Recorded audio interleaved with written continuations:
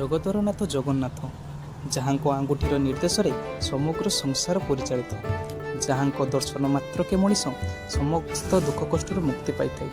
ଆମେ ଏମିତି ଏକ ସ୍ଥାନରେ ଆସି ପହଞ୍ଚି ଯାଇଛୁ, ବାଲେଶ୍ୱର ଜିଲ୍ଲାର ରେମୁଣା ଅଞ୍ଚଳର ଇମାମି କାଗଜ କଳ ଅନ୍ତର୍ଭୁକ୍ତ ଶ୍ରୀ ଜଗନ୍ନାଥଙ୍କ ମନ୍ଦିରରେ। ଏହି ମନ୍ଦିରର କାରୁକାର୍ଯ୍ୟ ଅତି ଉଚ୍ଚକୋଟୀର, ଯାହାକୁ ଦେଖିଲେ ଜଗନ୍ନାଥ ଧାମ ପୁରୀ ଶ୍ରୀକ୍ଷେତ୍ର କଥା ମନକୁ ଆସେ। ଏହାର ସାଜସଜ୍ଜା, ରୀତିନୀତି ଓ ପରିଚାଳନା ଅତି ନିଆରା, ମନକୁ ଆକର୍ଷିତ କରିଥାଏ। ଆପଣମାନେ ନିଶ୍ଚିତ ଥରେ ଏଠାକୁ ଆସନ୍ତୁ ଏବଂ ଚତୁର୍ଦ୍ଧା ମୂର୍ତ୍ତିକୁ ଦର୍ଶନ କରନ୍ତୁ ଏବଂ ଅନ୍ୟ ଦେବାଦେବୀଙ୍କୁ ଦର୍ଶନ କରି ନିଜକୁ ଧନ୍ୟ ମନେ କରନ୍ତୁ। ଜୟ ଜଗନ୍ନାଥ।